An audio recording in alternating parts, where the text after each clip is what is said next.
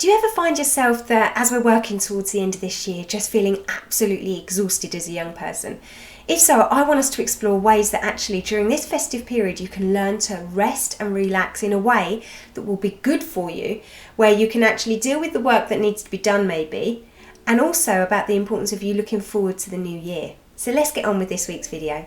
So for you being a student or a pupil, I need us to recognise the expectations that go with that, and whether those expectations are from yourself, or maybe from your teachers, or maybe from, I don't know, family members.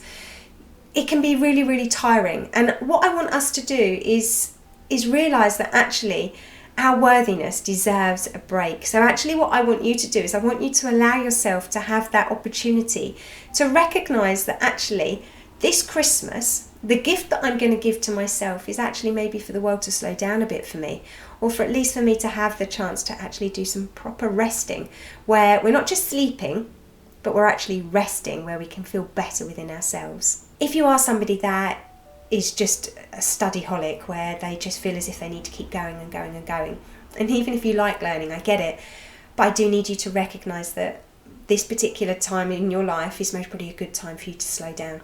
And with that, it's about remembering that for you to look after this will allow this to work better when it comes to the new year, or when it comes to you actually putting your mind towards something. So yeah, just slow down and give yourself permission.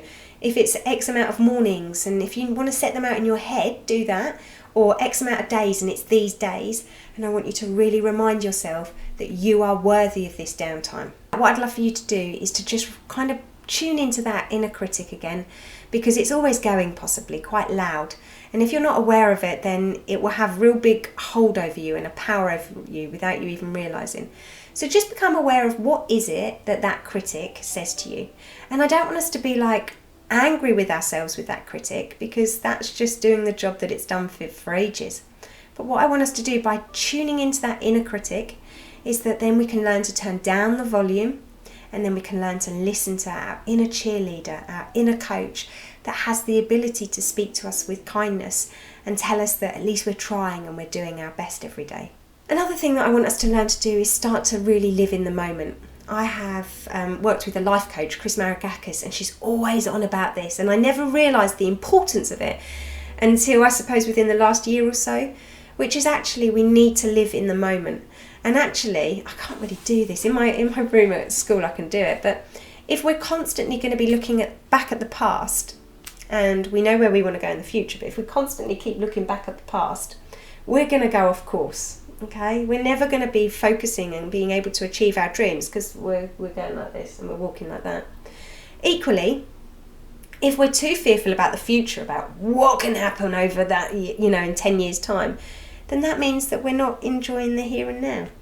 So actually, sometimes we need to live in the moment, and that can be with the simple things of actually being with somebody, whether that's with a pet, with a friend, whether that's actually looking at the trees and the gardens and actually looking at what Mother Nature provides us.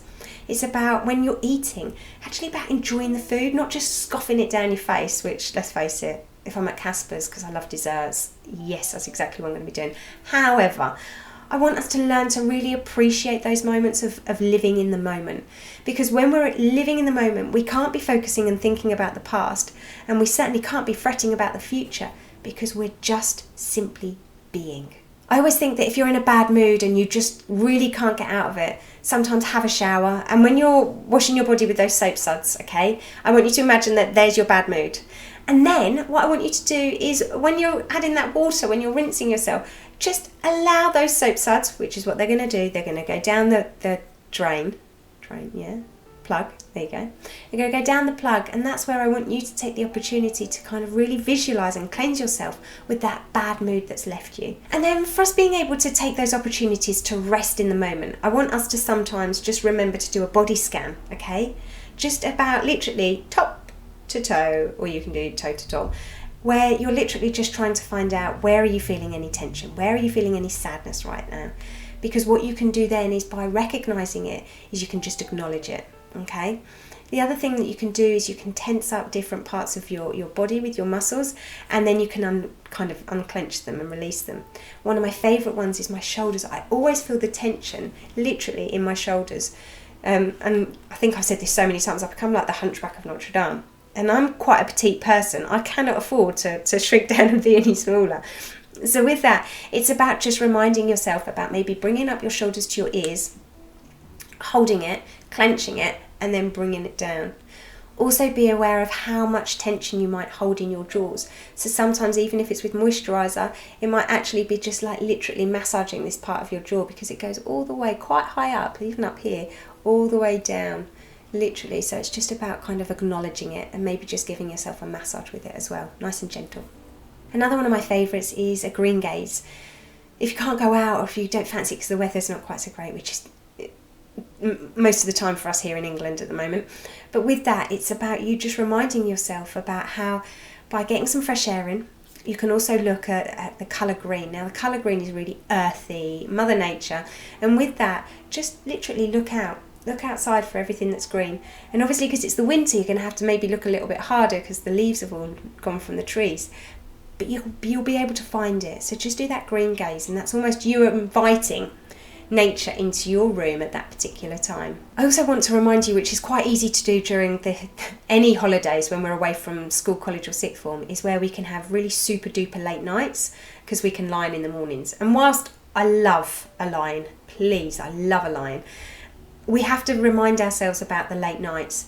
Yes, I'm up for a late night, but you've got to be careful between a late night and a really late night, if not early hours of the morning, because what your body needs is that opportunity to literally have your eyes closed, where you're not having to take in any bright lights, you're not having to make any conversation, where your weight is just distributed evenly on the mattress, just lying down on that bed.